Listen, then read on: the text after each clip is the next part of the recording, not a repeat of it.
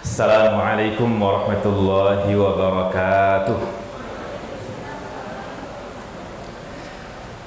Alhamdulillahi rabbil alamin. Wa sallallahu wa sallama wa baraka ala sayyidina Muhammadin sayyidil awwalin wal akhirin wa ala alihi wa ashabihi ajma'in. Wa ba'du, fallahumma inna nas'aluka ilman nafi'a wa rizqan tayyiba wa amalan mutaqabbala. Allahumma 'allimna ma yanfa'una wanfa'na bima 'allamtana wa zidna 'ilman tanfa'una bihi ya rabbal alamin. Allahumma faqihna fid din wa 'allimna at-ta'wil wa alhiqna bis salihin. Wa sallallahu wa sallama wa baraka ala sayyidina Muhammadin wa ala alihi wa ashabihi ajma'in. Walhamdulillahi rabbil alamin. Apa kabar ibu dan bapak hadirin semuanya? Sehat ya? Alhamdulillah. Kita bersyukur kepada Allah pagi ini dipertemukan kembali di majelis yang semoga senantiasa Allah rahmati, Allah ridhoi ini, dan Allah berkahi juga. Satu nikmat yang mungkin banyak yang tidak mendapatkannya. Kita bisa belajar bersama, mengkaji ayat-ayat Allah Subhanahu wa taala. Semoga Allah Subhanahu wa taala jadikan pertemuan-pertemuan ini sebagai amal salih yang ikhlas hanya karena Allah Subhanahu wa taala. Saya sangat bersyukur sekali bisa bertemu dengan Bapak, Ibu, dan hadirin semuanya. Saya jadi teringat momen bertemu offline langsung peserta rumah tajwid di Depok itu tidak sesering pertemuan saya dengan hadirin di masjid ini. Paling banter pertemuan saya dengan peserta rumah tajwid itu di kuliah umum. Dulu sebelum pandemi itu satu semester sekali per 6 bulan kurang lebih. Sejak pandemi itu nggak ada ketemu-ketemu offline, jadi rata-rata cuma nonton di YouTube atau via Zoom. Dan praktis dari 2000 terakhir ketemu darat offline itu 2019, sampai 3 minggu yang lalu baru kemudian kita ketemu langsung dengan peserta rumah tajwid. Saya Masya Allah, ini pertemuan kita ini saya pikir sungguh nikmat yang besar dari Allah Subhanahu wa taala. Semoga menambah ilmu kita semuanya dan menguatkan iman kita, menambah juga amalan-amalan kita insyaallah. Amin ya rabbal alamin. Salawat dan salam semoga senantiasa Allah limpahkan kepada Rasulullah Muhammad sallallahu alaihi wasallam, keluarga beliau, sahabat-sahabat beliau, serta pengikut beliau hingga yaumil qiyamah. Ibu, bapak hadirin yang dimuliakan Allah Subhanahu wa taala, pada pertemuan sebelumnya kita membahas satu doa yang harapan kita dengan doa tersebut Allah hapuskan dosa-dosa dan kesalahan kita, Allah hilangkan iri, dengki, dendam terhadap sesama kita, yakni doa umat Nabi Muhammad sallallahu alaihi wasallam yang tidak berjumpa dengan beliau dan para sahabat radhiyallahu anhum, yang Allah abadikan di surah Al-Hasyr ya. Walladzina ja'u min ba'dihim yaquluna rabbana ighfir lana wa li ikhwanina alladzina sabaquna bil imani wa la taj'al fi qulubina ghillan lil ladzina amanu rabbana innaka ra'ufur rahim. Sudah hafalkan doa itu? Rabbana ighfir lana wa li ikhwanina alladzina sabaquna bil iman, dan seterusnya ya. Itu yang kita bahas pada pertemuan yang lalu, pada bulan yang lalu. Insya Allah pada kesempatan kali ini kita akan membahas doa yang lain yang Allah Subhanahu wa taala abadikan di dalam Al-Qur'an. Ini doa selain harapan pada Allah Subhanahu wa taala, juga ada nilai-nilai yang kita bisa terapkan dalam keseharian kita. Kayaknya Bapak Ibu yang umurnya di atas 40 tahun hafal doanya. Rabbi auzi'ni an ashkura ni'mataka allati an'amta 'alayya wa 'ala walidayya wa an a'mala salihan tardahu wa aslih li fi dhurriyyati inni tubtu ilaika wa inni minal muslimin. Siapa yang hafal? Yang sudah hafal itu siapa? Belum hafal, tapi udah ngamalin. Belum hafal. Tadi mau ada door prize kan? Saya mau kasih door prize tadi yang udah hafal. Ya. Saya beri judul doa usia 40 tahun. Tapi sebenarnya bukan hanya orang yang berusia 40 tahun yang boleh membaca doa ini.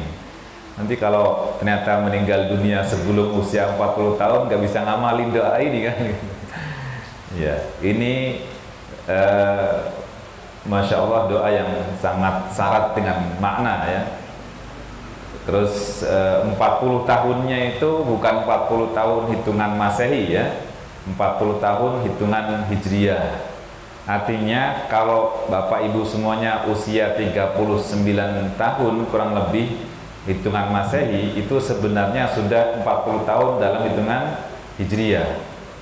Karena kurang lebih per 27 atau 28 atau 30 tahun lah. Per 30 tahun selisihnya itu 1 tahun.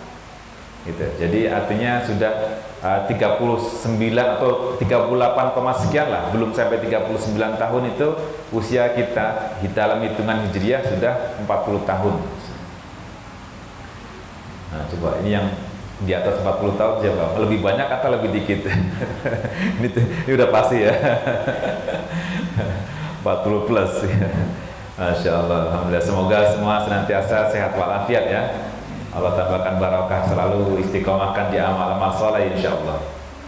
Jadi sepertinya usia 40 tahun itu memang ada keunikan tersendiri dan ada sisi-sisi yang hendaknya kita bisa dalami. Mungkin para psikolog atau pemerhati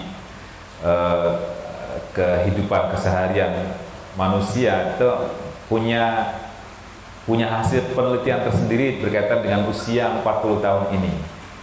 Hingga Allah Subhanahu wa taala abadikan di surah Al-Ahqaf ayat ke-15 ini berkaitan dengan usia 40 tahun ini. Kalau kita misalnya kasarnya kita mencapai usia dewasa itu 20 tahun misalnya, itu berarti usia 60 tahun itu 60 tahun, 40 tahun 40 tahun itu setengah perjalanan amal kita dihitung oleh Allah Subhanahu wa taala kurang lebih. Ya, jadi pas setengahnya itu. Dan di usia ini kita bukan hanya dewasa di usia ini, tetapi juga rata-rata memiliki kemapanan dalam segala hal. Mapan ekonomi, mapan keluarga, mapan ibadah, mapan psikologis, mapan mental, mapan semualah. Mapan fisiknya mapan nggak? Mapan atau mulai turun? Ya. Kalau fisik nanti di sini. Kalau fisik itu titik puncaknya itu di 30-an tahun. Para ulama menyebutkan usia 33 tahun itu usia puncaknya kekuatan fisik ke manusia. Ya, tapi angka usia 40 tahun itu lebih pada kematangan emosional, kematangan mental, kematangan yang lain pokoknya. Bahkan ada ungkapan bahwa orang yang di usia 40 tahun ya, atau di usia 40 tahun itu setidaknya menjadi gambaran perjalanan kehidupan, akhir kehidupan kita. Jadi kudu hati-hati ya. 40 tahun itu rawan sekiranya orang kalau belum berubah, belum lempeng, khawatirnya nanti kebiasaan sampai akhir hayat gitu. Jadi angka 40 ini punya keunikan tersendiri ya. Baik, ini cukup panjang doanya, dimulai oleh Allah Subhanahu wa taala dengan bentuk wasiat. Wa wassaynal insana biwalidayhi ihsana. Di Quran itu 3 kali kalau nggak salah disebut ini ya. Wa wassaynal insana biwalidayhi ini termasuk wasiatnya Luqman di surah Luqman. Itu ketika di tengah-tengah wasiat-wasiat yang Luqman sampaikan, nasihat yang disampaikan kepada putranya dan putrinya itu ada kalimat sisipan, wa wassaynal insana biwalidayhi. Sesungguhnya kami telah wasiatkan kepada manusia agar berbuat baik. Lebih baik sebenarnya, ihsan itu bukan sekadar baik, tapi lebih baik terhadap kedua ibu bapak, kedua orang tua. Nah, di surah Luqman, kalau bapak ibu bisa ngeceknya, itu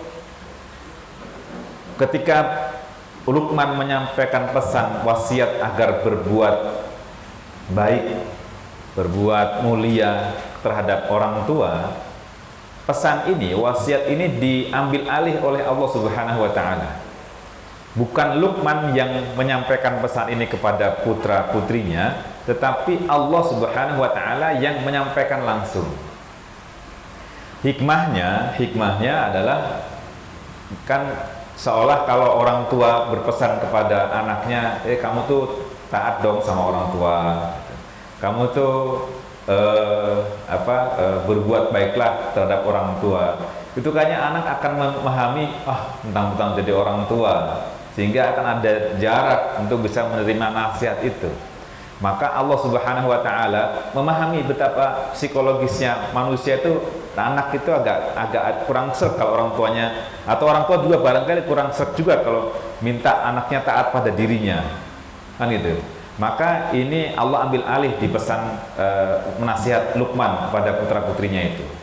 Dan di sini di surah Al-Ahqaf ini Allah pesankan lagi, wa wassaynal insana biwalidayhi ihsana. Ini terjemahnya ya. Dan kami perintahkan, wasiat itu kan suatu pesan yang sangat penting, dan wasiat itu biasanya kalau yang menyampaikan itu manusia, orang, ketika menyampaikan wasiat itu adalah pesan terakhir, seolah menjadi pesan terakhir yang menjadi pamungkas semua perkataan, agar berbuat baik kepada kedua orang tuanya. Dan ihsan itu bukan sekadar baik sebenarnya, tapi jauh lebih baik.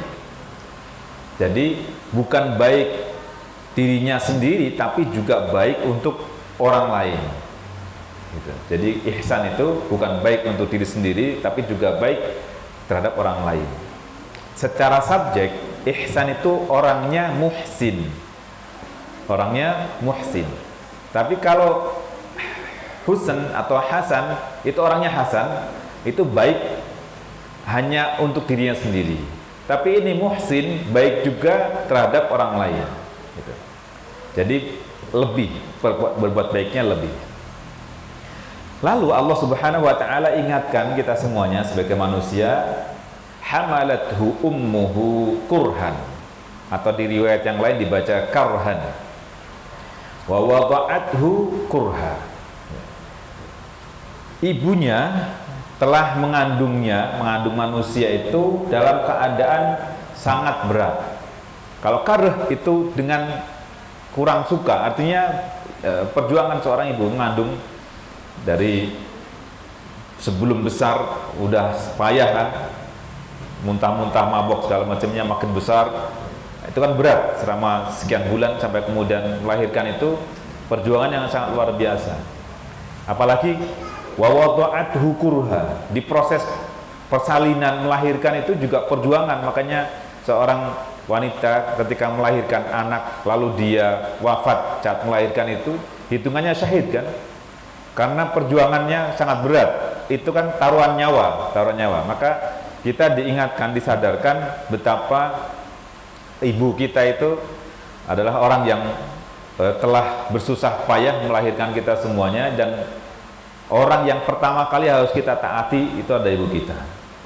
Semoga yang masih hidup kita menjadi hamba-hamba yang berbakti kepada orang tua, dan semoga yang telah wafat dari orang tua orang kita Allah ampuni, Allah rahmati, dan ditempatkan yang terpuji. Amin ya rabbal alamin. Jadi diingatkan bagaimana beratnya mengandung. Yang kedua, diingatkan betapa beratnya melahirkan. Kalau sekarang kalau dengan operasi kira-kira perjuangannya susah nggak gitu ya?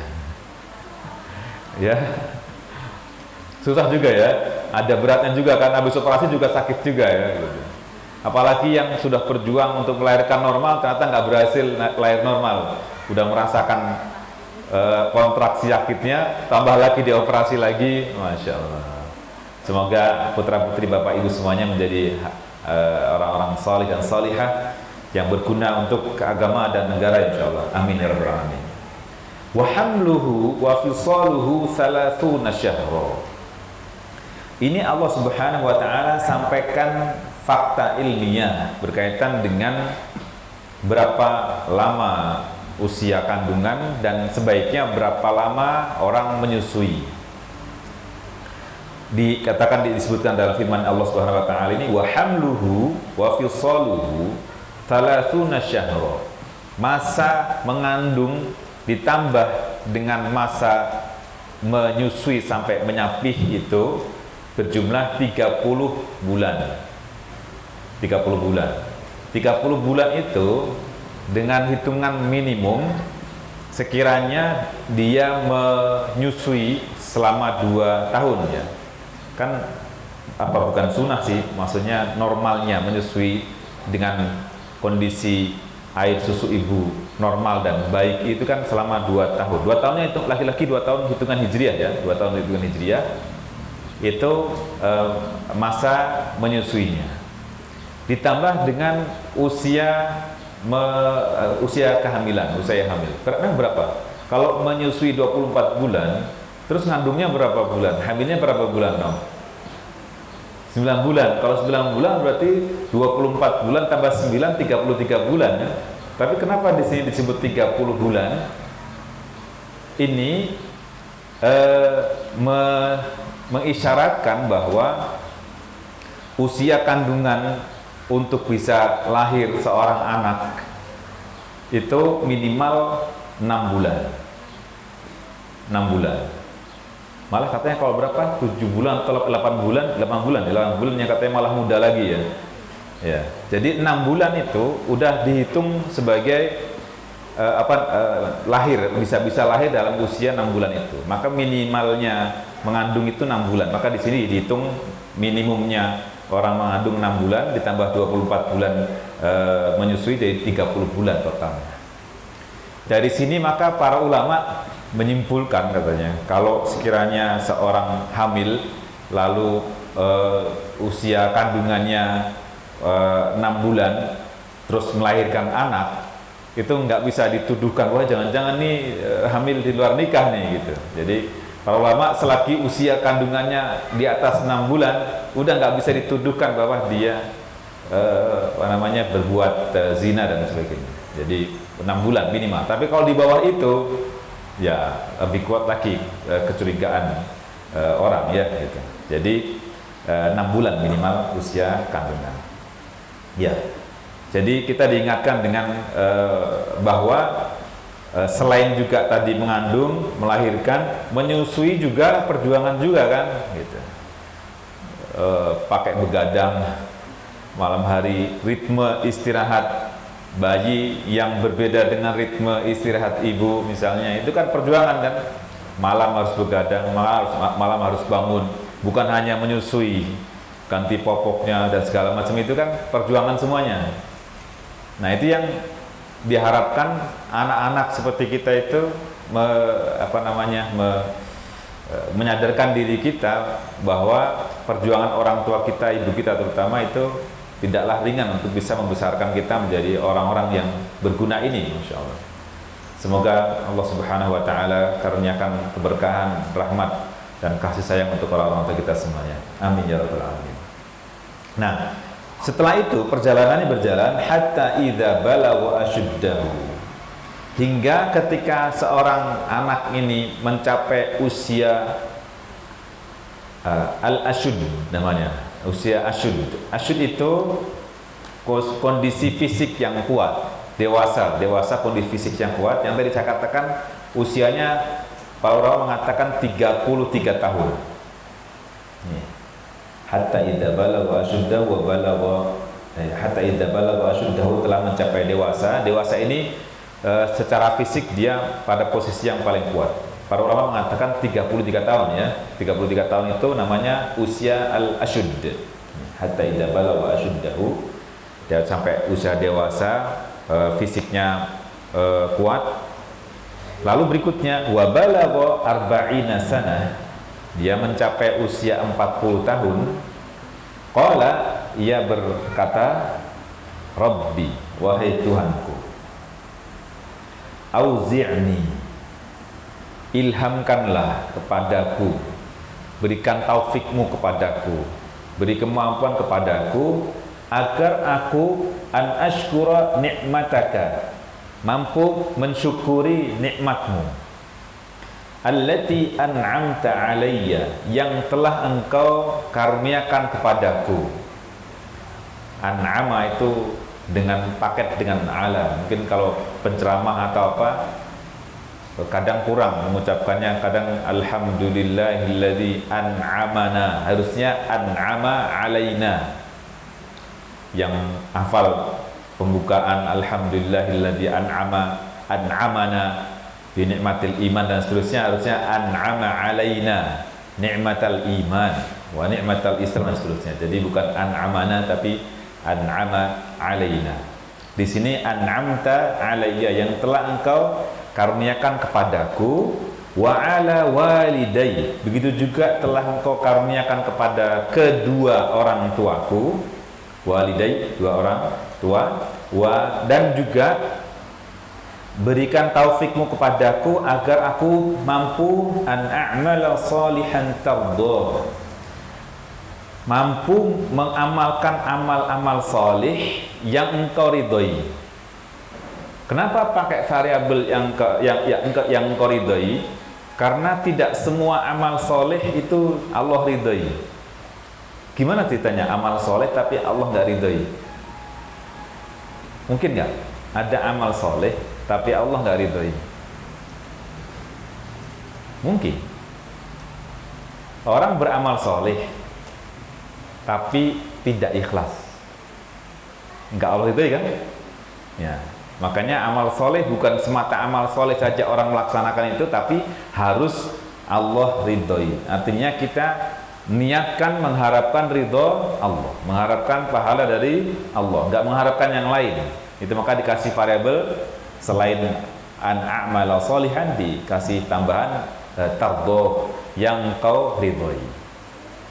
Berikutnya lagi, harapan selain itu adalah wa aslih li fi dzurriyyati, dan perbaikilah keturunanku untukku. Maksudnya jadikan keturunanku itu sebagai orang-orang yang soleh, sebagaimana yang telah sebagaimana engkau telah jadikan aku soleh. Jadi orang tua soleh, maka anak jadi ikut soleh. Diharapkan begitu. Jadi turunlah kesolihan itu kepada anak-anak. Kalau kita coba baca di surah Al-Kahfi, mungkin Bapak Ibu semuanya terbiasa baca surah Al-Kahfi di hari Jumat misalnya. Itu anak yang dibunuh oleh Al-Khadir, itu disebutkan bahwa orang tuanya itu beriman. Tapi anak yang kemudian ternyata punya simpanan kekayaan dari orang tuanya itu, dan dia dibantu oleh Al-Khadir, itu siapa dia? Orang tuanya saleh. Jadi apa? Tidak cukup dengan orang beriman, tapi juga harus beramal saleh. Orang tua yang beriman belum tentu bisa membuat anaknya tetap beriman juga. Tapi insya Allah orang tua yang beriman dan beramal saleh, setidaknya anak-anaknya akan melihat bagaimana kesalehan orang tuanya, dan dia akan mencontoh orang tuanya. Iman itu kan di dada, di hati kan. Sementara amal soleh itu yang kita tampakkan dalam aktivitas sehari-hari kita. Jadi orang beriman belum tentu tampak keimanannya nggak tampak kan, tapi yang tampak itu amal soleh, dan amal soleh itu menunjukkan bagaimana kondisi iman. Kalau iman orang yang punya iman baik, maka amalnya keseharian itu akan baik. Tapi kalau orang nggak baik, misalnya dalam keseharian akhlaknya nggak baik, ibadahnya nggak baik, itu menunjukkan kondisi imannya. Jadi laki-laki yang harus diperbaiki itu iman. Maka Bapak Ibu semuanya, kalau kita perhatikan ayat-ayat tentang perintah, tentang larangan, itu yang disebutkan awalnya itu kan ya ayyuhalladzina amanu kan, wahai orang-orang beriman. Kenapa? Karena yang membuat orang mampu melaksanakan atau rela melaksanakan suatu perintah atau meninggalkan larangan itu imannya itu. Gitu. Jangan kayak ya iman itu lebih pada keyakinan. Islam itu lebih pada aplikasi dalam keseharian. Jadi jangan sampai kita terkecoh, ada orang mengatakan dia nggak puasa. Kenapa nggak puasa? Kan yang diseru orang beriman. Saya orang Islam katanya. Justru ketika dia katakan dia sebagai orang Islam, itu sebagai bukti bahwa dia itu Islam, itu mengamalkan itu harusnya. Ya gimana? Iman itu kan di dada seseorang kan, jadi melaksanaannya itu adalah Islamnya itu. Jadi kalau dipisahkan antara iman, kalau disebutkan iman dan Islam, iman itu keyakinan di hati, di dada, Islam itu aplikasi dalam keseharian. Tapi kalau disebutkan iman saja, berarti maknanya juga Islam juga. Kalau disebutkan Islam saja, berarti juga maknanya iman juga. Gitu. Jadi kalau Bapak Ibu semuanya baca, disebutkan hanya kata iman di kalimat itu, berarti maksudnya Islam juga. Kalau disebutkan Islam saja, berarti maknanya juga iman juga. Tapi kalau disebutkan iman dan Islam, berarti masing-masing memiliki konotasi berbeda. Imannya lebih ke hati, Islamnya lebih pada amalan. Gitu. Ya. Nah di sini wa aslih li fi dzurriyyati, ini juga mengingatkan kita bagaimana hendaknya kita mendidik anak-anak kita, memperbaiki kondisi anak-anak kita, memberikan contoh baik pada anak-anak kita. Nah, kemudian dibuktikan inni tubtu ilaika, sesungguhnya aku bertaubat kepadamu. Jadi itu ya, wa inni minal muslimin, dan sesungguhnya aku termasuk orang-orang muslim. Itu. Jadi ini banyak pelajaran yang kita akan ambil nanti ya. Hatta idza. Jadi doanya dari Rabbi auzi'ni. Dari Rabbi auzi'ni. Coba kita baca. Latihan dulu ya. Rabbi auzi'ni. Ya, Rabbinya jangan dipanjangkan ya. Rabbi pendek itu maknanya ya Rabbi, wahai Rabbku, wahai Tuhanku. Jadi kalau dipanjangkan nanti maknanya tidak manggil Rob, tidak manggil Tuhan, tapi Tuhanku adalah. Itu kalau Robbinya panjang memiliki konotasi berbeda ya, maknanya berbeda. Jadi Robbinya jangan dipanjangkan, wahai Robku. Rob itu pencipta, pemelihara, pemberi rezeki, pengatur dan lain sebagainya. Tuhan yang beraktivitas memberikan fasilitas untuk makhluknya. Maka kita berdoa kepada Allah dengan Rob, itu maknanya apa? Karena Allah yang melakukan, ya. Nah, kalau ilah itu sebagai sembahan. Jadi kalau dalam konteks beribadah menyembah Allah Subhanahu wa taala, bisa kita sebut ya ilahi, ilahi, Tuhanku. Sama-sama dalam terjemahan kita Tuhan ya.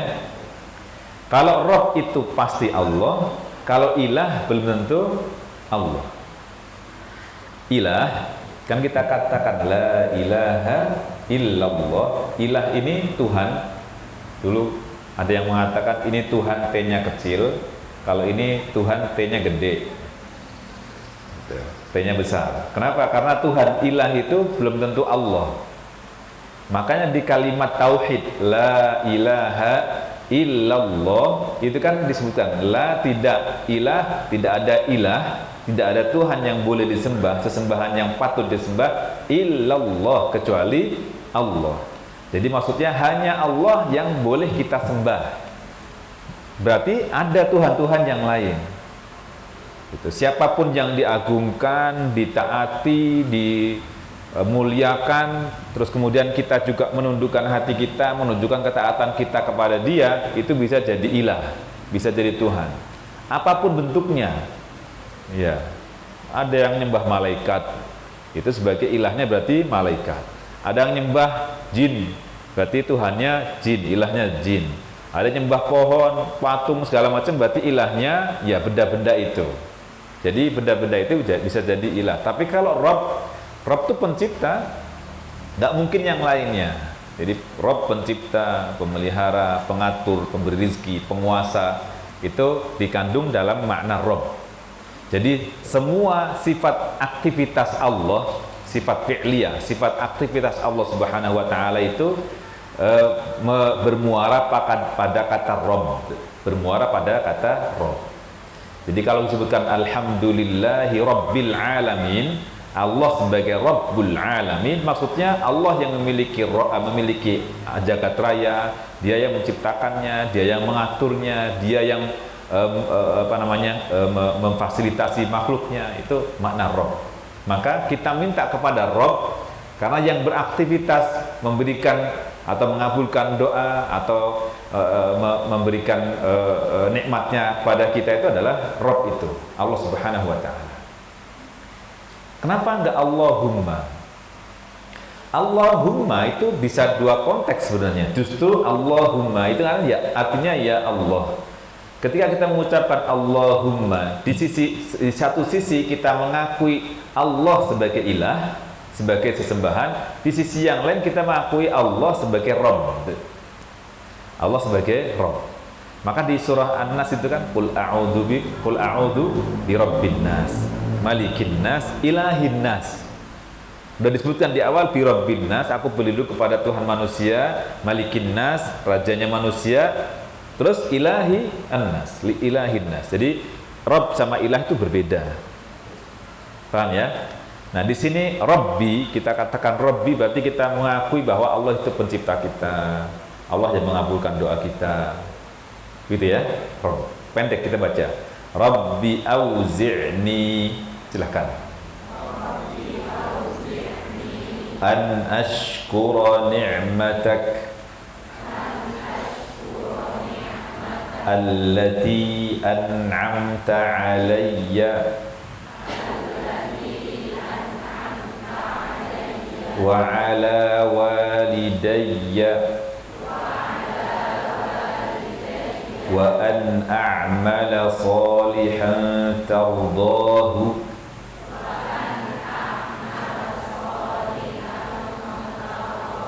wa aslih li fi dhurriyyati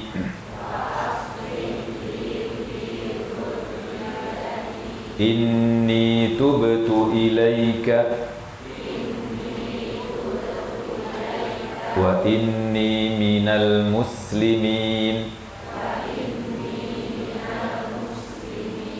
Ya, kalau dalam rangka berdoa, hukum-hukum tajwidnya tidak harus dipraktekkan.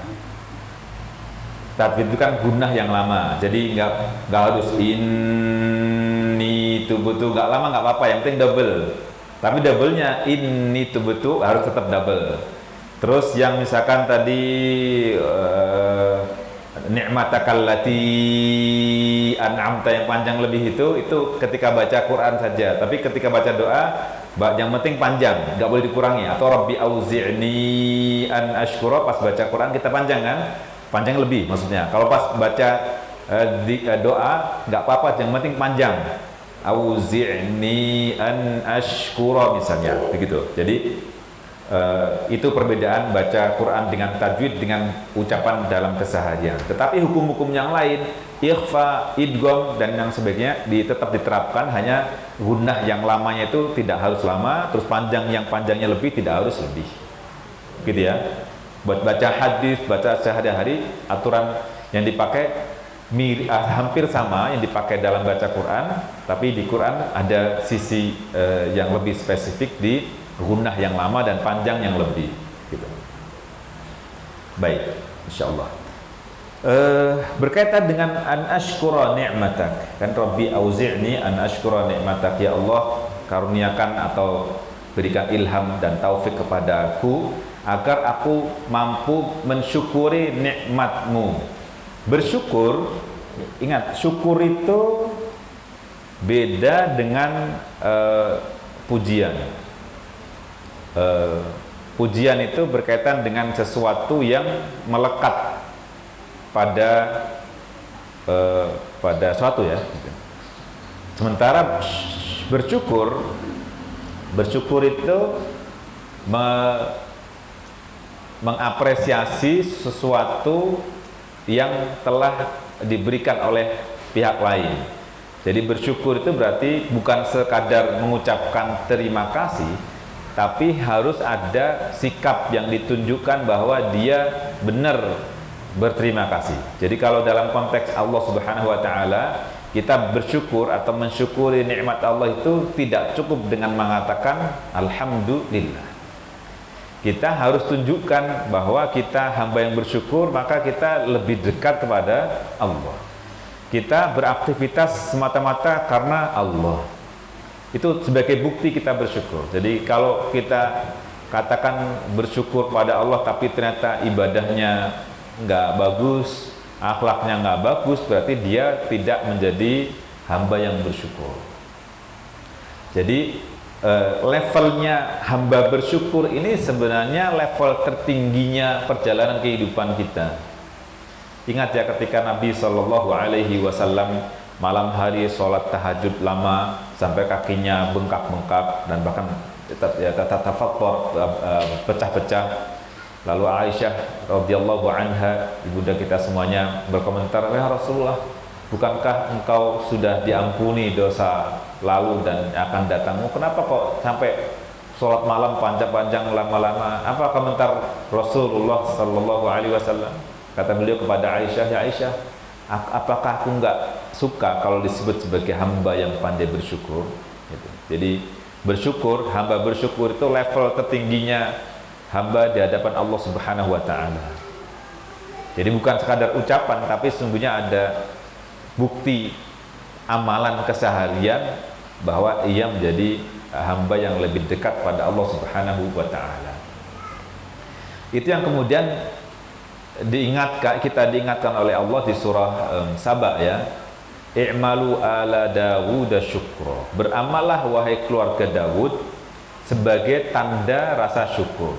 Beramallah wahai keluarga Daud sebagai tanda rasa syukur. Itu yang makna pertama. Makna kedua, wahai keluarga Daud, beramalah dengan amalan kesyukuran. Artinya bersyukurlah kepada Allah. Jadi syukur itu bisa jadi amalan, dan amalan itu bisa jadi bukti bahwa kita bersyukur. Jadi bersyukur itu jadi amalan. Mensyukuri nikmat Allah itu amalan, tapi beramal juga itu sebagai tanda rasa syukur. Dan setelah itu Allah ingatkan, wa qalilum min ibadiyasy syakur. Hanya sedikit saja di antara hambaku yang pandai bersyukur. Maka di surah Al-Adiyat itu kita diingatkan, innal insana li rabbihi lakanud. Sesungguhnya manusia itu benar-benar tidak bersyukur terhadap Tuhannya, terhadap Allah Subhanahu wa taala. Kanud itu dalam tafsir disebutkan, kanud artinya ngitung-ngitung musibah, lupa nikmat. Jadi yang dihitung itu sengsaranya, susahnya. Nggak pernah ngitung nikmat. Pokoknya susah dihitung. Misalkan ini kurang duit, kurang ini, terus dihitung masalah itu. Itu kanud. Terus lupa bahwa nikmat yang Allah karuniakan jauh lebih banyak. Insya Allah kita nggak masuk ya.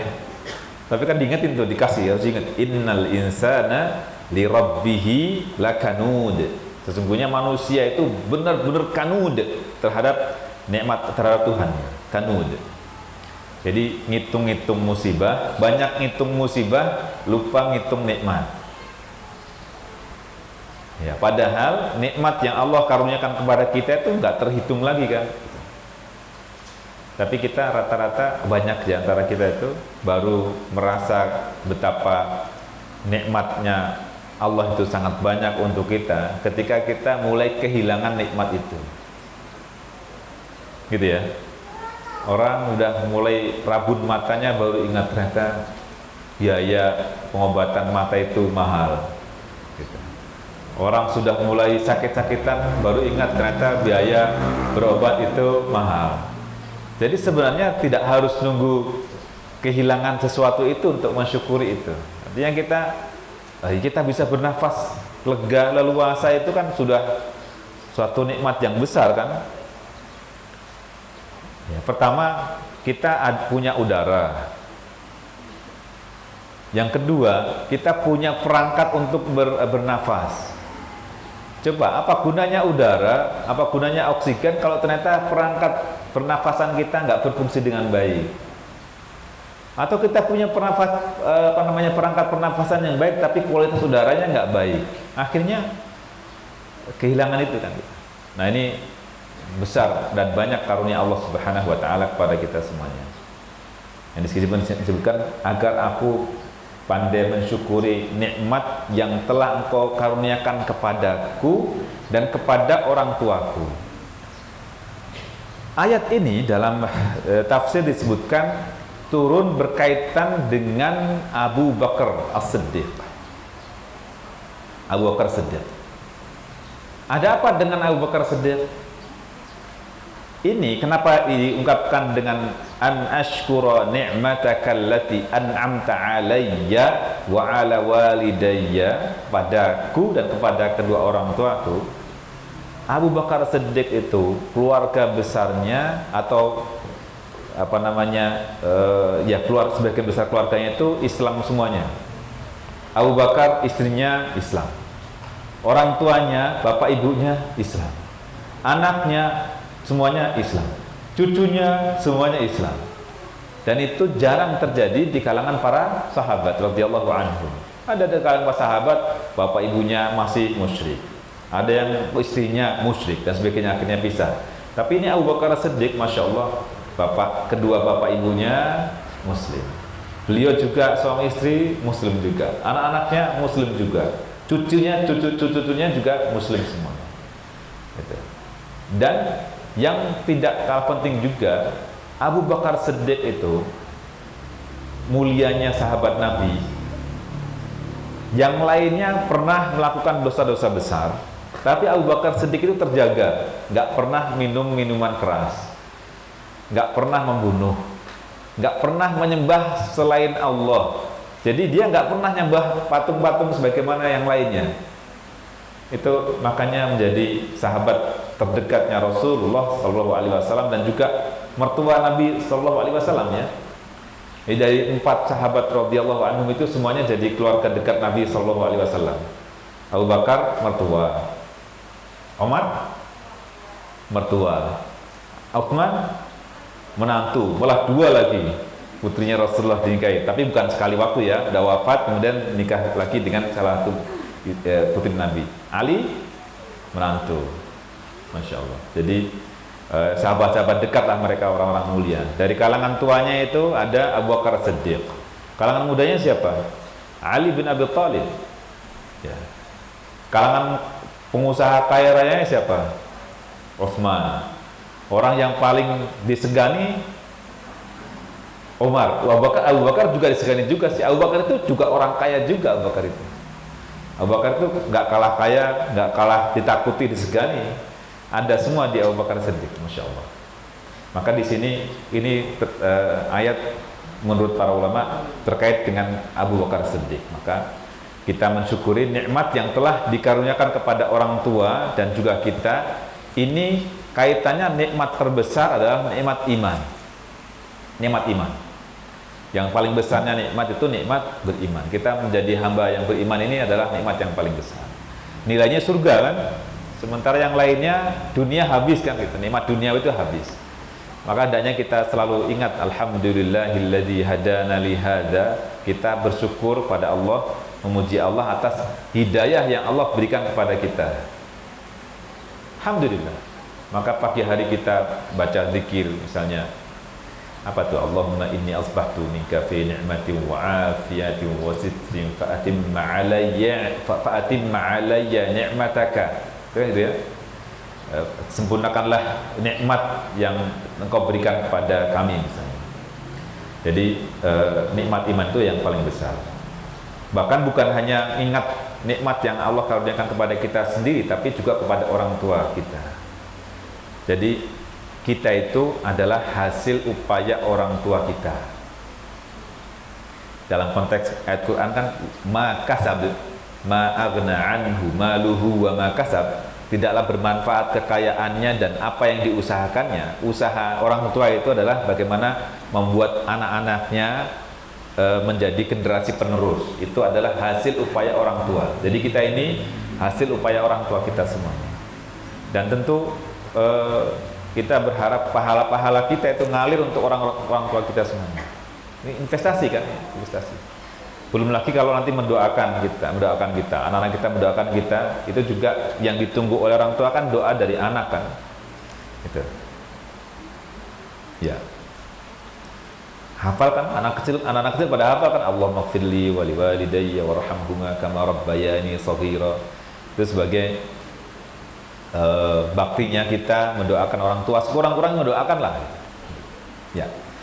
Jadi kita mohon kepada Allah agar Allah karuniakan kemampuan kepada kita untuk mensyukuri nikmat yang dikaruniakan kepada kita. Apapun nikmatnya, yang paling besar adalah nikmat iman ya, nikmat iman. Yang lainnya ya kita bisa baca Quran, bisa punya sahabat, bisa punya teman, bisa bersaudara dengan yang lainnya, itu nikmat-nikmat yang lain yang sangat berharga bagi kita semuanya. Maka Allah ingatkan kita berkaitan dengan ukhuwah ini, wa allafa baina qulubihim. Allah lah yang menyatukan hati mereka. Lau anfaqta ma fil ardi jami'a, sekiranya engkau infakkan, keluarkan semua yang ada di muka bumi ini untuk menyatukan hati mereka, ma allafta baina qulubihim, kamu enggak akan bisa menyatukan hati mereka. Walakinnallaha allafa bainahum, tapi Allah lah yang menyatukan hati kita. Semoga Allah satukan kita selalu di dunia dan sampai di surga nanti, amin ya rabbal alamin. Ya, kalau Nabi berpesan, katanya katakanlah bahwa kita mencintai, menyayangi, menyukai saudara-saudara kita, maka saya katakan kepada Bapak Ibu semuanya, saya mencintai Bapak dan Ibu semuanya karena Allah Subhanahu wa taala. Semoga Allah tetap jaga kita berada di jalan yang benar sampai akhir hayat kita, saling mendoakan, saling menguatkan. Semoga tetap bersama sampai di surga. Jadi target visi kita bersama sampai ke surga, bukan hanya di dunia gitu. Jadi kalau visinya dunia, ya udah selesai dunia, selesai sudah. Mudah-mudahan nanti kita bisa saling mengenang bersama-sama di sini, kumpul ngaji. Nanti Bapak Ibu semuanya buka di surah As-Saffat itu. Surah As-Saffat mulai ayat ke-40-an ya. 40 berapa? 47 atau berapa? Antara mereka ada ahli surga ada yang mengatakan anna li qarin, aku dulu punya sahabat dekat gitu. Terus tanya ke temennya, kamu mau nggak kita coba tengokin dia, di mana dia? Jadi di surga itu duduk bertelekan di dipan-dipan sambil ngobrol, mengenang masa lalu di dunia. Nah, kalau sekarang Bapak Ibu semuanya reunian, ketemu sama teman-temannya, ngobrol bareng, ngingetin masa lalu. Di surga pun mengingat perjalanan kehidupan kita, dulu kita ketemu di sini dalam amal soleh, amal kebaikan gitu. Tapi ternyata yang menyedihkan itu, dia bilang gitu, aku dulu punya teman dekat, tapi ini orang nggak percaya sama hari kiamat, nggak percaya sama hari akhirat. Mau nggak kita tengokin dia katanya?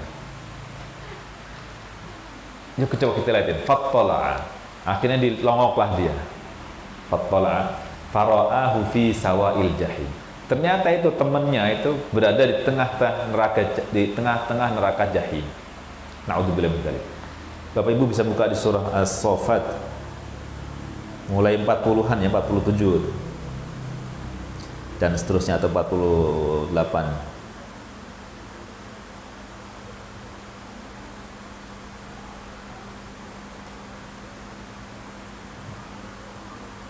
Ya, mulai 40 boleh 40 ya.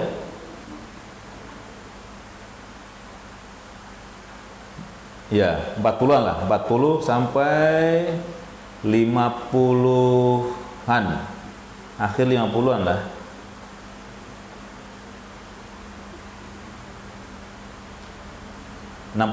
Sampai 61. Itu tentang bagaimana kita mengenang perjalanan kita dulu di dunia. Ya.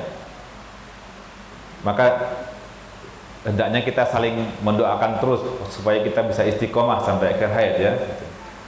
Ya, karena kita nggak tahu perjalanan kehidupan kita ke depan seperti apa. Ada ujian-ujian apa kita nggak tahu kan.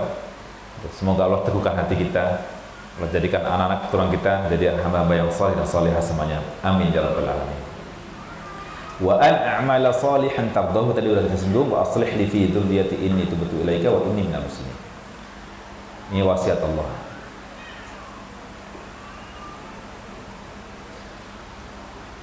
Walamma hatta idza balagha ashuddahu wa balagha 40 sanatan qala rabbi awzi'ni ay tanaha aqluhu wa kamula fahmuhu wa hilmuhu. Itu. Akal pikirannya sudah mapan. Pemahaman dan harapan cita-citanya juga mulai sempurna. Nah, di sini mengingatkan kita, poin yang lainnya adalah bahwa semestinya kita ini di menjelang usia 40 tahun atau di usia 40 tahun itu terus memperbarui taubat. Taubat itu artinya kembali. Taubat artinya kembali kepada Allah. Taubat dari kesalahan dan dosa kepada Allah Subhanahu wa taala. Ya. Kita sadari bahwa Nabi katakan kullu bani Adam khata'un. Semua anak Adam itu pasti pernah berbuat salah. Wa khairul khata'ina at-tawwabun. Tapi yang paling baiknya hamba yang pernah berbuat salah itu adalah yang bertaubat.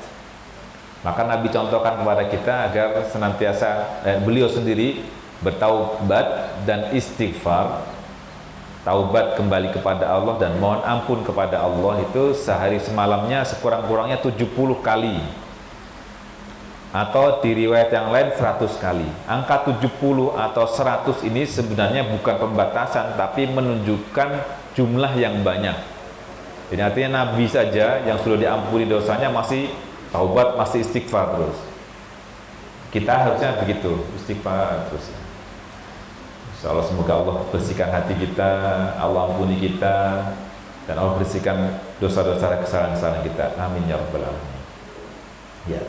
Kemudian tadi al-asyud itu maknanya quwwah dan irtifa. Jadi quwwatul insan wasti'alu hararatihi. Jadi kekuatan manusia, al-asyud tadi kekuatan kita, kemapanan fisik dan kekuatan, dan sudah mulai tinggi, banyak kemampuannya, tapi belum boleh dibilang kemapanan mentalnya masih labil lah. Ya. Ini usia 33 tahun tadi ya. Ya. Kalau yang mapannya 40 tahun.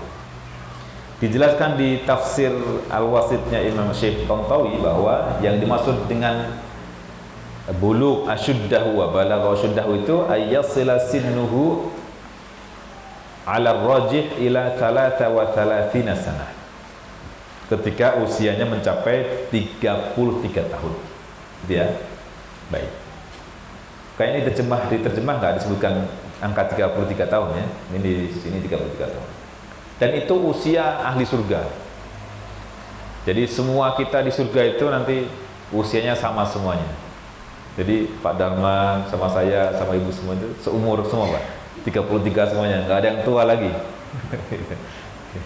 Makanya kata waktu ada nenek-nenek yang bilang ke Nabi, apakah aku jadi ahli surga ya Rasulullah? Nabi bilang apa? Di surga nggak ada nenek-nenek katanya. Sedih ya, betul kan, di surga itu semuanya pada usia yang sama, bentuk fisik kegagahan yang sama juga, seukuran fisiknya Nabi Adam alaihissalam, tingginya situna dhira'ah, tingginya itu 60 hasta.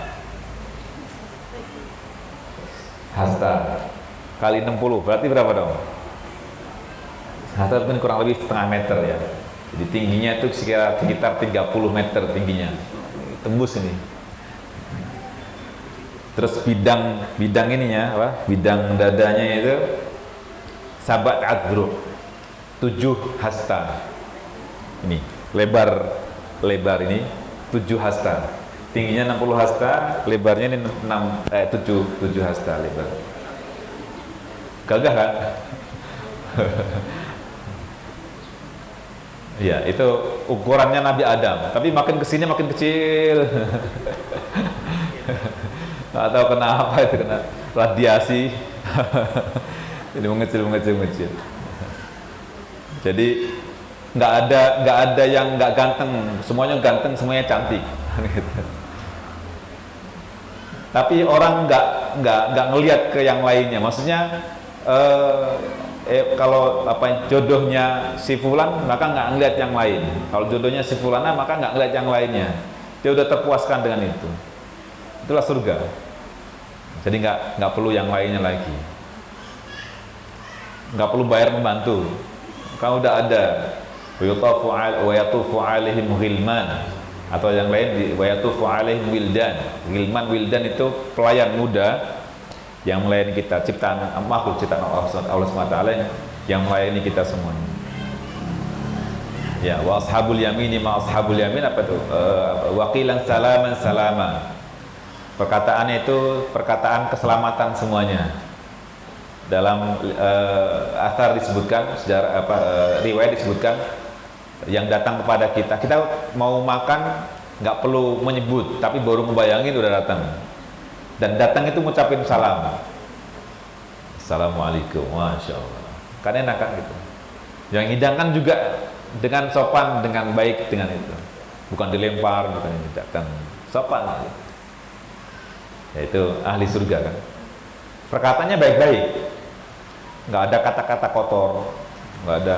Makanya kalau mau merasakan suasana surga itu, kan di Quran apa, innalil muttaqina mafaza hadaiqa wa a'naba wa kawa'iba atraba wa ka'san dihaqa la yasma'una fiha lagwan wala kidzaba. Enggak dengar kata-kata sia-sia, juga tidak mendengar kata-kata dusta. Enggak ada dengki, wa naza'na ma fi sudurihim min ghil, enggak ada dengki lagi, enggak iri lagi.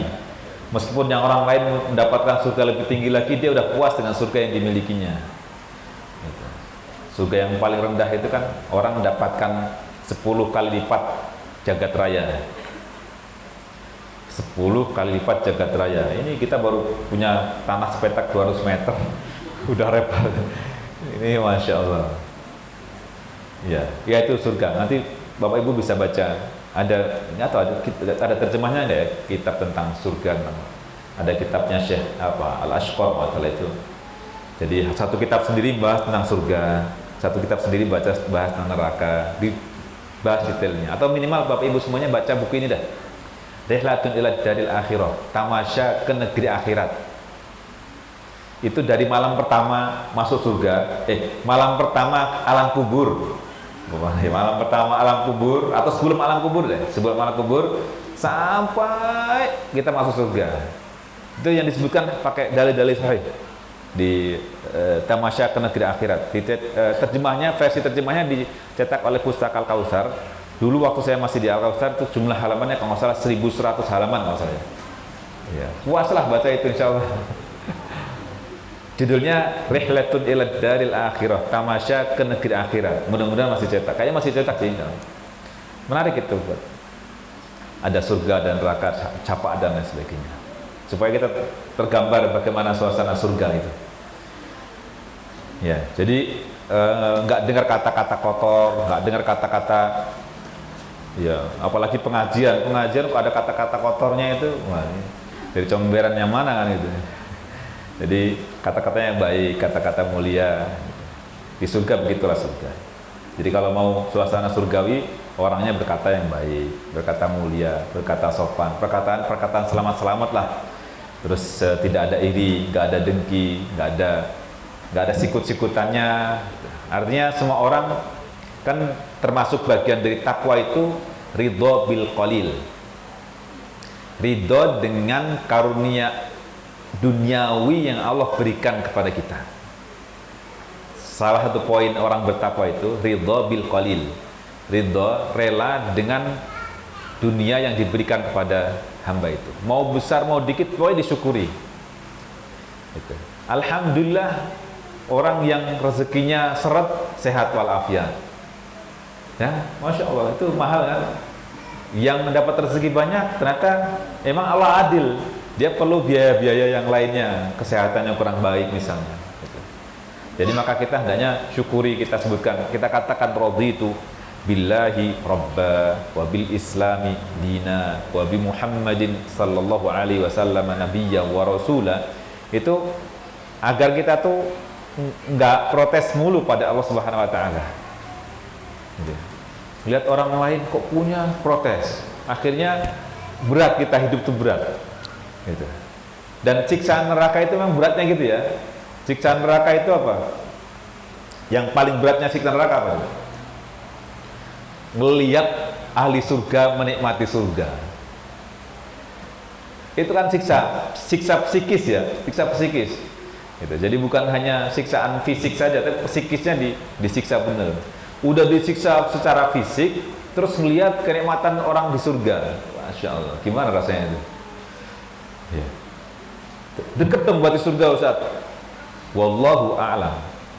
Kalaupun jauh, kita juga bisa zoom, bisa video call WhatsApp, bisa ngeliat kan orang di Amerika, kita bisa ngeliat dia. Ya Allah lebih canggih daripada yang kita bayangkan. Tentu Allah Maha Kuasa untuk bisa menunjukkan itu. Baik, semoga Allah jaga kita sehat walafiat selalu, Allah karuniakan istiqomah dan bisa husnul khotimah akhir hidup kita. Amin ya rabbal alamin.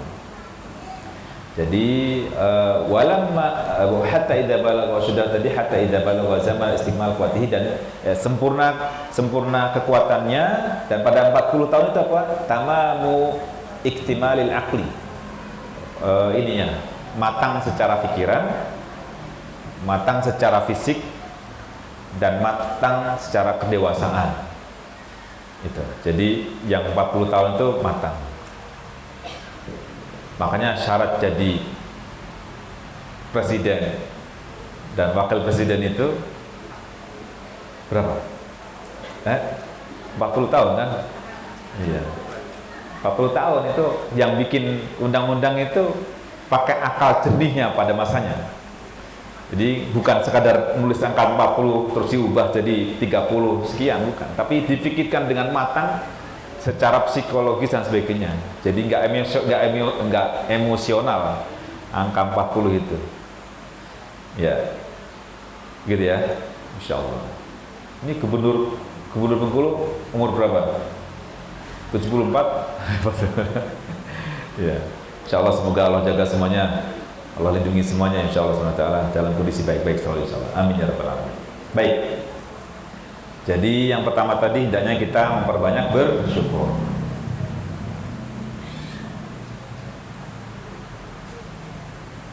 Disebutkan di sini nikmat Allah Subhanahu wa taala la tuhsa alayya min ni'amid dunya. Nikmat dunia yang tidak bisa terhitung. Bapak Ibu semuanya, kalau kita gini, misalkan kita kan zikir 33 kali, subhanallah, subhanallah, subhanallah, subhanallah. Terus berikutnya alhamdulillah. Coba sekali ketika kita mengucapkan alhamdulillah itu coba ingetin nikmat Allah Subhanahu wa taala. Alhamdulillah bisa bangun, alhamdulillah bisa duduk, alhamdulillah terus hitung. Sampai di mana nikmat yang bisa 33 itu cukup enggak? Enggak cukup. Sebutin semuanya. Alhamdulillah bisa bernapas, alhamdulillah bisa ke masjid, alhamdulillah bisa berzikir. Semuanya, bahkan bersyukur itu juga aktivitas juga. Ya kan? Kita mengucapkan alhamdulillah itu bagian dari syukur. Mengucapkan subhanallah juga. Apa kita bayangkan subhanallah? Subhanallah kita ingat, ya Allah aku masih banyak kurang. Subhanallah aku masih banyak dan sebagainya lah gitu. Allahu Akbar, ya Allah, masa depan susah masa depan susah. Kita menghadapi sesuatu yang berat bagi kita. Allah Maha Besar, sebab kita ingat bahwa semuanya kecil, Allah yang Maha Besar. Kan gitu. Jadi bayangkan, subhanallah, kita ingat berbagai kekurangan yang kita miliki. Alhamdulillah, kita mensyukuri apa yang kita telah capai. Allahu Akbar, ternyata masih banyak yang belum bisa capai. Kita masih banyak yang kita harapkan tapi belum tercapai. Allahu Akbar, Allah Maha Kuasa dan bisa membuat semuanya untuk kita semuanya. Ya. Wad-dinul ladzi huwa a'dhamun ni'amil lati asbaghta alayya. Dan agama Islam ini adalah sebesar-besarnya nikmat yang Allah telah berikan kepada kita. Fakam min mahrumin minha. Betapa banyak orang yang terhalang untuk dapat nikmat itu. Maka kita bisa pengajian, alhamdulillah, itu nikmat luar biasa kan. Kita bisa ke masjid, bisa punya anak-anak yang soleh-solehan, bisa menyekolahkan anak ke sekolah-sekolah Islam. Sementara tempat yang lainnya orang susah cari sekolah Islam misalnya. Ya intinya kita bersyukur dalam berbagai kondisi itu tetap banyak yang harus kita syukuri. Tadammana hadha su'alu at-taufiq lil amal bit ta'at. Ini juga mengandung permohonan taufik kepada Allah Subhanahu wa taala agar kita bisa melaksanakan berbagai ketaatan. Jadi kita mohon agar Allah berikan taufik. Taufik itu Allah bukan sekadar tunjuki, tapi Allah beri kemampuan kepada kita untuk melaksanakan. Itu ya, itu bedanya hidayah dan taufik. Masih ingat yang saya contohkan beda hidayah sama taufik ya? Ada yang lupa atau yang kalau kita nanya ke karyawan minimarket, nanya di mana barang ini, kalau dia nunjuk, oh di sana Pak, itu berarti dia ngasih hidayah, nunjuk doang, hanya nunjuk saja.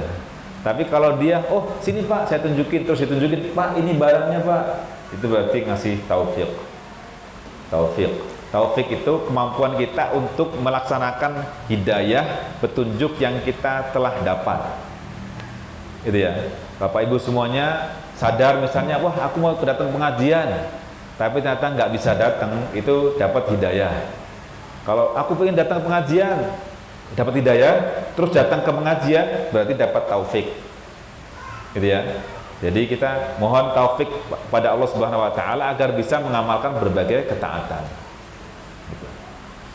Wajtinab al-muharramat, dan juga berharap mohon kepada Allah agar kita mampu meninggalkan berbagai hal yang terlarang. Gitu ya. Meninggalkan kebaikan itu sebenarnya juga sesuatu yang negatif ya. Ya, jadi harus dijaga terus. Ini dalam syaratnya. Berikutnya untuk orang tua.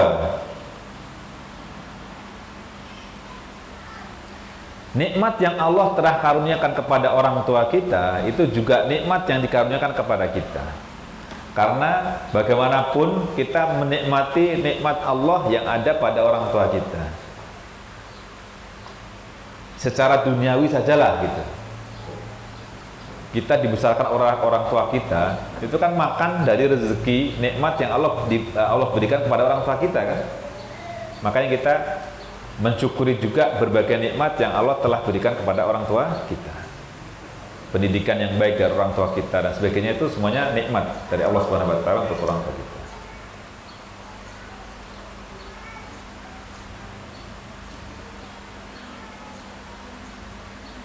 Dan nikmat yang tidak kalah penting itu adalah nikmat agama, yang dengan orang tua kita muslim, maka kita juga jadi muslim juga. Sementara yang lainnya kan harus berjuang dulu mencari hidayah, cari petunjuk kepada Allah Subhanahu wa taala. Kita udah lahir, orang tua kita udah muslim. Itu karunia yang sangat besar bagi kita semua. Semoga Allah istiqomahkan kita sampai akhir hayat. Amin ya rabbal alamin. Yang kedua, beramal soleh. Tapi amal solehnya amal soleh yang diridhoi oleh Allah Subhanahu wa taala.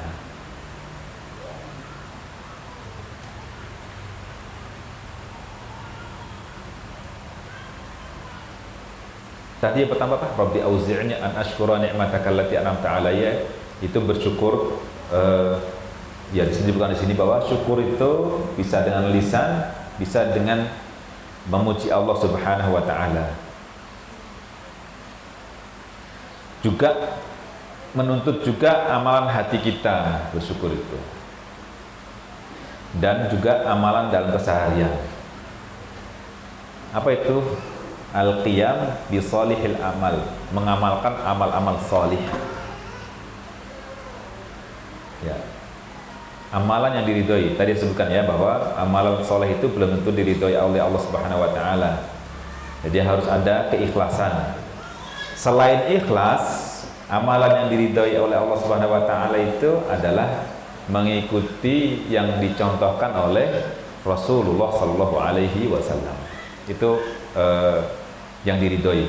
Jadi amal soleh yang diridhoi itu berarti yang ikhlas hanya karena Allah dan mengikuti apa yang dicontohkan oleh Rasulullah sallallahu alaihi wasallam.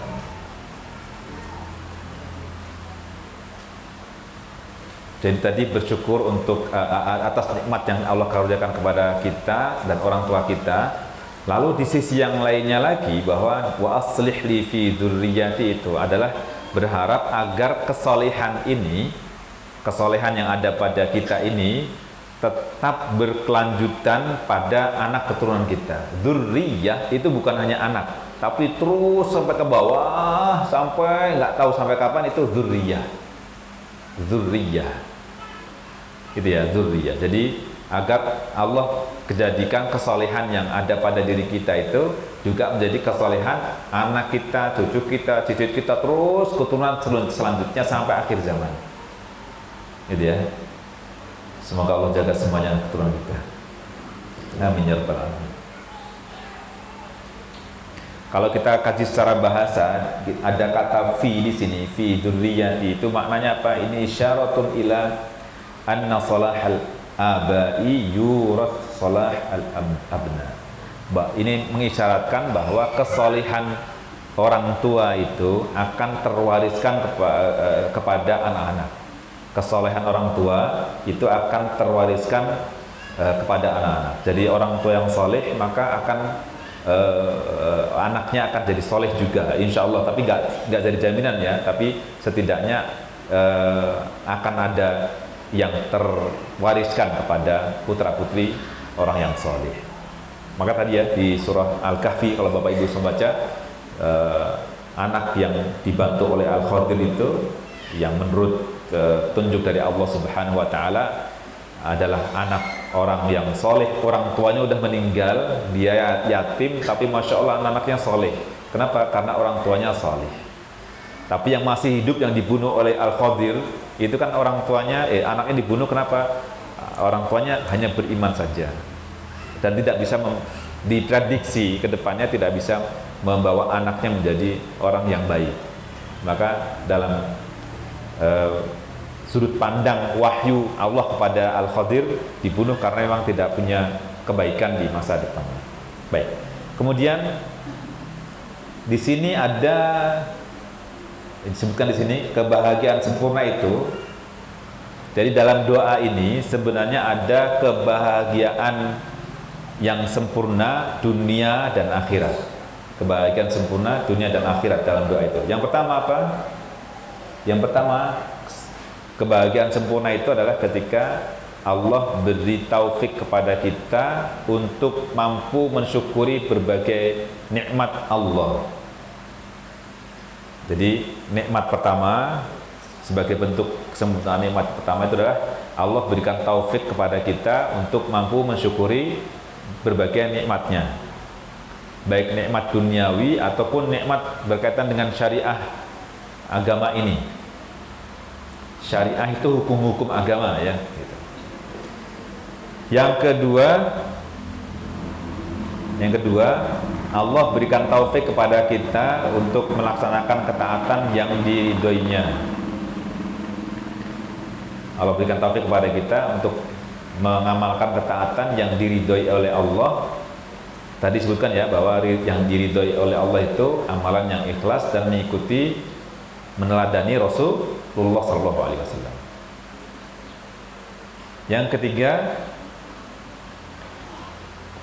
kesolihan keturunan yang senantiasa berada di jalan yang benar, as-siratal mustaqim, itu karunia kebahagiaan yang sempurna.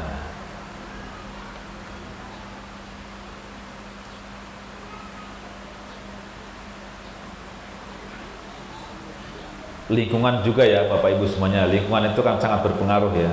Betapa banyak karena anak-anak punya lingkungan yang nggak baik misalnya, ternyata terpengaruh oleh lingkungan misalnya, maka hendaknya kita punya lingkungan yang baik, sekolah yang baik, itu karunia besar juga dari Allah Subhanahu wa taala. Berikutnya yang keempat,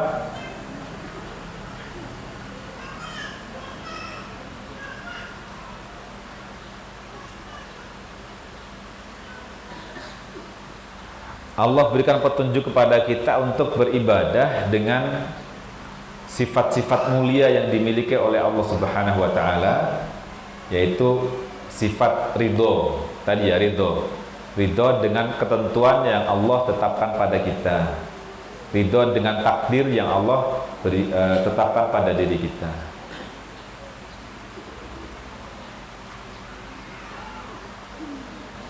Ya, ridho dengan berbagai aturan yang Allah tetapkan pada kita. Maka diungkapkan raditu billahi robba, itu kan kita ridho dengan apapun yang Allah tetapkan pada diri kita. Wa bi Muhammadin sallallahu alaihi wasallam nabiyya wa rasula, itu berarti kita ridho dengan apa yang dicontohkan oleh Rasulullah sallallahu alaihi wasallam. Jadi bukan sekadar lisan, tapi kita tunjukkan bahwa kita hamba yang ridho. Masih ingat kan bedanya ridho sama ikhlas? Gimana kadang? Bapak Ibu kalau kehilangan sesuatu bilang ridho atau ikhlas? Misalkan naudzubillah min dzalik, waliyadzubillah, mungkin ada orang kehilangan motor. Kalau kehilangan motor itu ikhlas apa ridho? Ridho apa ikhlas? Kalau ikhlas, Bapak Ibu semuanya berarti sedekahkan tuh motor kepada maling. Ikhlas. Ya, itu ikhlas. Kalau itu disedekahkan pada maling, berarti ikhlas. Tapi kalau kita kehilangan itu dan kita masih merasa memilikinya, harusnya itu kita ridho. Ridho dengan takdir yang menimpa kita. Gimana Bu, motornya hilang? Wah, saya mah ikhlas. Ya, bagus, berarti sedekah motor. Ridho. Jadi kita ridho dengan ketetapan yang Allah telah berikan kepada kita. Ya, apalagi ya yang sering salah itu apa kira-kira? Pernah musibah misalnya, pokoknya musibah itu kita ridho, bukan ikhlas. Masa orang tua meninggal dunia saya ikhlas? Gimana Bapak Ibu semuanya menyedekahkan orang tua itu? Ridho, kita ridho menerima ketetapan dari Allah. Ikhlas itu ikhlas memberi, ikhlas beramal, ikhlas berbuat, itu ikhlas. Jadi kalau Bapak Ibu kehilangan sesuatu terus dikatakan ikhlas, berarti memang disedekahkan tuh. Ya, wah, mungkin benar juga. Motor hilang, ya udahlah, nggak apa-apa, saya sedekahin aja, ikhlas. Berarti bagus tuh. Di satu sisi dari itu diikhlasin juga, disedekahin tuh ke maling kan gitu. Emang ada yang kayak gitu nggak? Ada ibu semuanya kehilangan motor terus bilang, udah saya ikhlasin aja, kasih ke maling. Jadi ridho ya, ridho untuk memberi, ridho untuk menerima sesuatu yang, ya menerima sesuatu, dan ikhlas untuk memberi.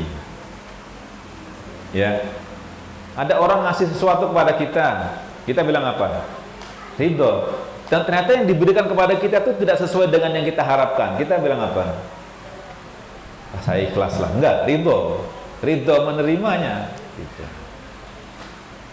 Ibu ikhlas enggak punya jodoh Bapak? Ikhlas apa ridho? Ridho. Masa ikhlas? Ini salah kaprah katanya memahami ya. Nah, coba cari contoh yang lain coba. Kita yang biasa sehari-hari kita sebutkan dengan ikhlas itu ya, ridho dan ikhlas.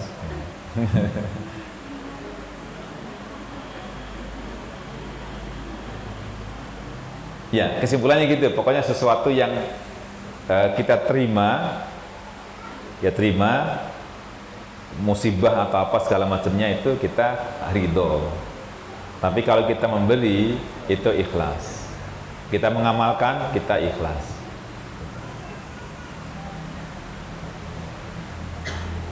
Nanti kudu mikir dulu kalau bilang ikhlas warido, ridho apa ikhlas. Ya. Berikutnya, poin berikutnya adalah bertaubat kepada Allah Subhanahu wa taala. Doa ini ditutup dengan inni tubtu ilaika, artinya kita mohon bertobat, kembali kepada Allah ya. Kembali kepada Allah. Ibnu Katsir mengatakan bahwa pada usia 40 tahun itu memang selayaknya seorang hamba bertaubat dan kembali kepada Allah Subhanahu wa taala dan bertekad untuk bertahan pada hidayah tersebut. Kan dengan kondisi fisik mungkin mulai melemah, kan kadang banyak toleransinya. Itu. Maka kita berdoa agar Allah beri keteguhan kita untuk berada pada taubat tersebut. Baik.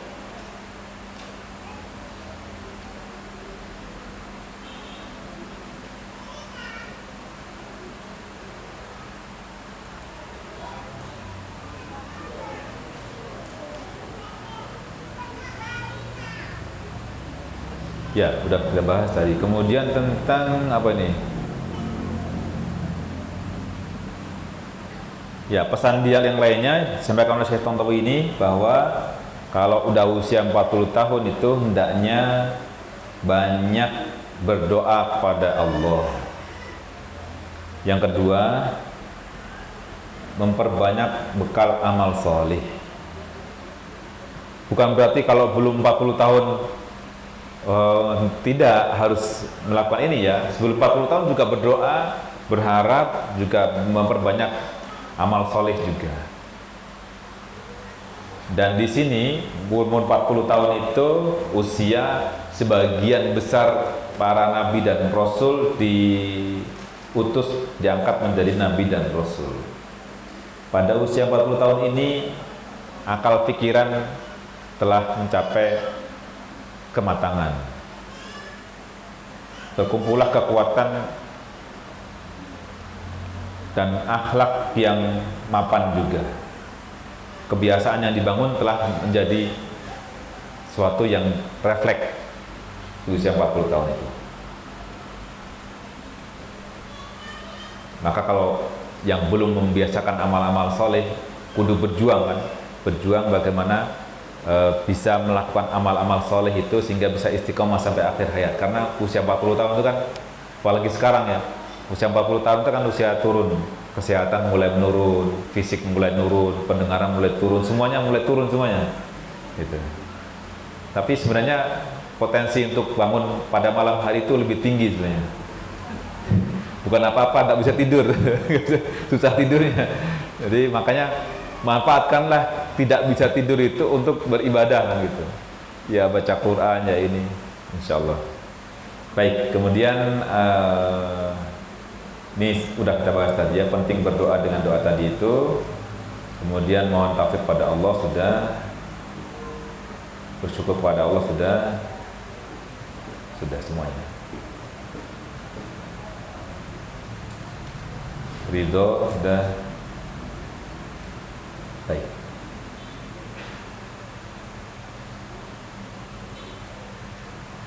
Taubat sudah. Ya. Ini kita simpulkan 5 poin penting dari doa ini. Pertama, bersyukur kepada Allah. Yang kedua, bersyukur kepada orang tua. Yang ketiga, beramal saleh. Yang keempat, mendidik anak sesuai dengan ajaran Allah Subhanahu wa taala. Dan yang terakhir, bertaubat kepada Allah Subhanahu wa taala. Ini ya 5 poin penting, semoga kita bisa amalkan dalam keseharian kita, dan kita juga bisa terus lantunkan doa yang tadi kita telah pelajari, insyaallah. Baik, kita baca kembali doanya ya.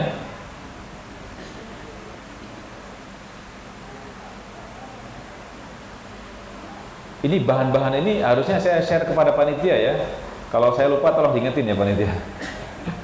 Supaya peserta bisa dapat materi ini, nggak perlu nulis ulang ya. Baik. Surah Al-Ahqaf ayat 15. doanya Rabbi auzi'ni. Silahkan 1 2 3. An ashkura ni'mataka allati an'amta 'alayya wa 'ala walidayya wa an a'mala salihan tardahu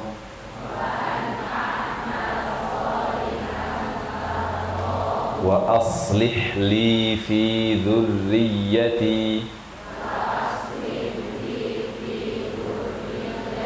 inni tubtu ilaika wa inni minal muslimin. Ya, coba bersama-sama dari awal sampai ke akhirnya. 1 2 3. Rabbi auzi'ni an ashkura ni'mataka allati an'amta 'alayya wa 'ala walidayya wa an a'mala salihan tardahu wa aslih li fi dhurriyyati inni tubtu ilaika wa inni minal muslimin. Masya Allah. Sudah hafal ya?